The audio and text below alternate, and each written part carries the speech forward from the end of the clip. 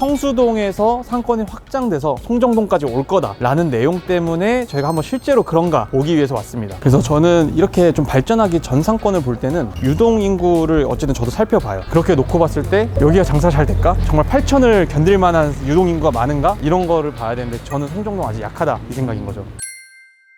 네, 안녕하세요. 구틀의 공인중개사 성호건입니다. 오늘 나온 곳은 송정동입니다. 저번에 성수동에 이어서 오늘 송정동 편을 한번 준비해봤는데, 송정동에 매입하시는 분들이 유형이 두 가지가 있습니다. 첫 번째 때문에 말씀드리는 건데, 성수동에서 상권이 확장돼서 송정동까지 올 거다 라는 내용 때문에 저희가 한번 실제로 그런가 보기 위해서 왔습니다. 거기 첫 번째 내용만 놓고 봤을 때는 제가 봤을 때 아직은 멀었다 라는 생각이 일단 들고요. 성수동만큼 왁자지껄하지 않기 때문에 거래 자체가 많지 않아서 일단 연예인분들이 매입하신 여기에 좀 있습니다. 그래서 그거 내용 가지고 제가 디벨로퍼에 대한 관점으로 한번 얘기를 해보도록 하겠습니다. 그리고 두 번째 관점은 이따가 권은비 씨 건물 또 이따 보게 될 건데, 거기서 한번 말씀드리도록 할게요. 지금 사실 앞에 나와 있는 데가 고소영 씨가 매입한 건물입니다. 고소영 씨가 당시에 54억 정도에 매입을 했고, 평당가는 7,200만 원 정도로 거래를 했어요. 지금 밑에 어쨌든 상점이 들어가 있는데 많은 사람들이 들어가서 매입하는 그런 공간은 아닌 것 같아서, 아무튼 1층 상가가 받쳐주는 운영이 잘 되고 있냐가 이 건물을 살리는데 굉장히 큰 핵심이 될 것 같아요. 근데 제가 볼 때는 일단은 여기 사실 때는 평가 절하되어 있을 때 사신 것 같아요. 그러면 우리가 살펴봐야 되는 게, 이따 한번 앞으로 가보겠지만 저기 흰색 건물, 저기는 이제 홍진영 씨가 엔터테인먼트 4억으로 쓰시고 계시거든요. 네, 비슷한 시기에 사셨는데 홍진영 씨는 참고로 평당 8,200에 사셨어요. 그럼 고소영 씨는 좀 더 코너 라인에 있는데 7,200. 일단 고소영 씨가 좀 더 잘 사셨다, 건물만 놓고 보면 그렇게 볼 수 있는데, 이게 그래서 송정동을 잘 봐야 되는 것 중 하나가 지금 여기 바로 옆에 제 목소리가 들릴 만큼의 옆에 있는 건물이 매물로 나와 있어요. 그게 8,200에 나와 있어요. 그러니까 사실은 3년이 지났지만 그렇게 오르지 않았다. 우선은 저는 그래서 그럼 앞으로 계속 오를 거냐라고 살펴보면 아직은 이 송정동이라는 데는 되게 시세가 잡혀있지 않은 것 같아요. 일단 거래가 많지 않고, 거래가 돼도 뭐 어떤 거는 그냥 7,000에 그대로 나오는 경우도 있고, 어떤 거는 8,200에 거래되는 경우가 있고, 아직은 1억을 넘지 않는다. 그 정도로 해서 이 송정동 좀 지켜보면 좋을 것 같습니다. 그래서 저는 이렇게 좀 발전하기 전 상권을 볼 때는 유동 인구를 어쨌든 저도 살펴봐요. 그래서 지금 낮 시간이고 시간이 1시 전이거든요. 그럼 성수동은 사실 굉장히 바글바글 해야 돼요. 근데 1시 치고 이렇게 굉장히 한산하다? 그럼 일단 이 주변에는 직장인 인구가 없다라는 걸 살펴볼 수가 있고, 그리고 기본적으로 받쳐주는 인구가 상당히 적다.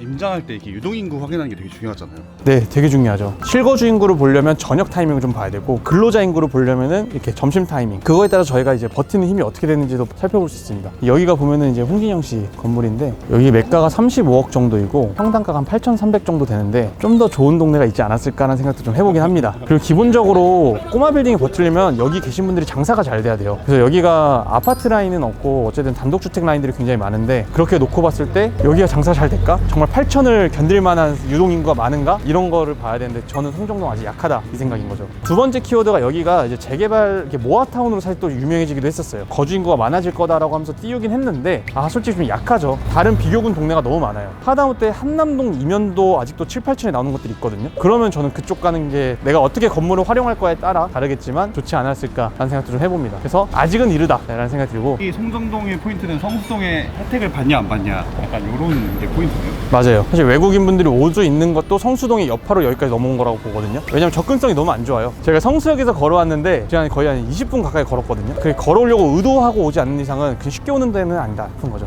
여기가 이제 권은비 씨 건물, 그리고 24년도에 매입을 하셨고 지금 금은방이라는 카페를 직접 운영하신다고 알고 있어요. 그래서 여기는 그나마 제가 괜찮게 보는 포인트가, 이 계단이 있고 없고가 차이가 이 라인에서 이거에 프리미엄을 붙이냐 안 붙이냐 차이가 있을 것 같아요.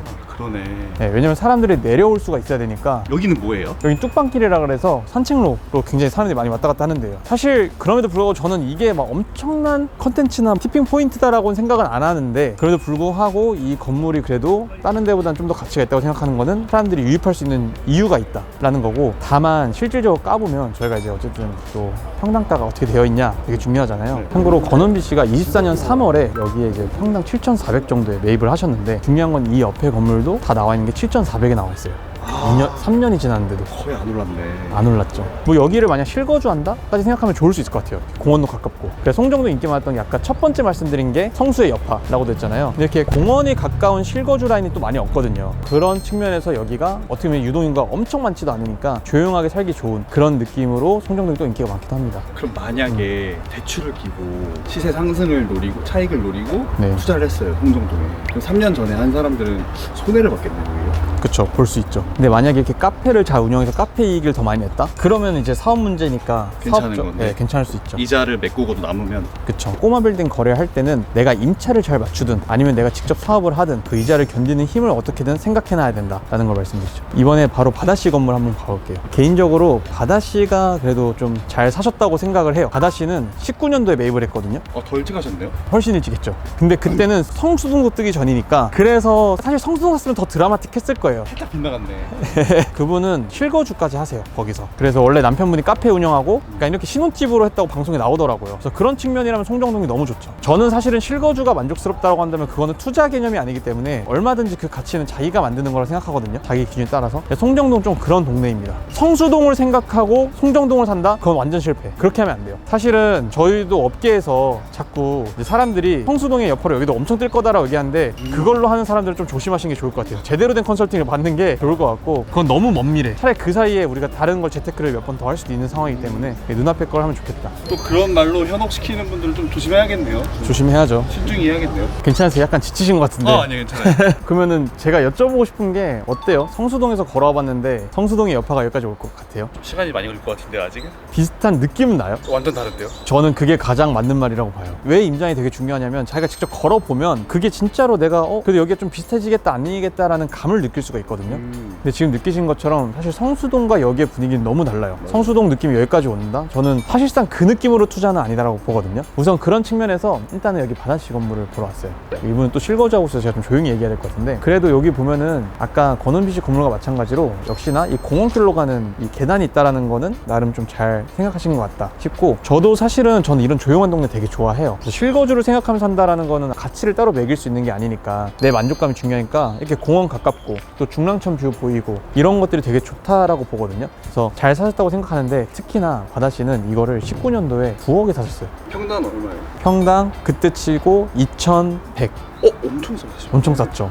네. 근데 중요한 건 뭐냐, 그 다음 연도에 이 인근에 거래된 게 평당 1,900에 거래됐어요. 1년이 지났는데 평당 100 정도가 싸게 거래됐었고 평당 다행스럽게도 21년도에 거래된 것들이 또 보면은 평당 2,900 정도에 거래됐어요. 그랬을 때 전반적으로 놓고 보면은 지금 평가를 받는 게 그래도 한 20억 정도 차익을 남기고 있다는 게 시장의 평가긴 해요. 다만 이 송정동이라는 동네가 뭐가 어렵냐면 이 바다씨 건물이 있는 데보다는 고소영씨 건물이 있는 데가 좀 더 성수동도 가깝고 좀 더 사람들이 많이 지나다니는 동네거든요. 네네. 근데 거기서도 봤겠지만 평당가가 작년에 거래됐든지 2년 전에 거래됐던지 지금 거래됐던지 뭐 더 높게 거래될 때가 있고 그러니까 오히려 시간이 지났는데 더 싸게 거래되는 경우가 있어요. 여기도 마찬가지로 지금 매물 나온 것들이 더 싸게 나오는 것들도 있어요. 최근에 거래됐던 거 기준 2, 3년 내로. 그래서 여기는 아직 시세가 정확하게 잡혀있지 않다라는 게 특징이고 그랬을 때는 지금 들어오는 게 맞는가라는 거는 여기를 살 수 있는 가격 가지고 성수동이랑 비교할 게 아니라 다른 동네랑 어디 비교할 데가 없는가 보시면 좋을 것 같아요. 그래서 예를 들자면 뭐 이런 거죠. 송정동 메인 도로에 있던 게 평당 7, 8천 정도에 형성됐다고 말씀드렸잖아요. 7, 8천이면 예를 들어서 우리가 30평 산다 라고 하면은 8천만 원 기준으로 24억이거든요. 24억짜리 건물 산다고 했을 때 어느 지역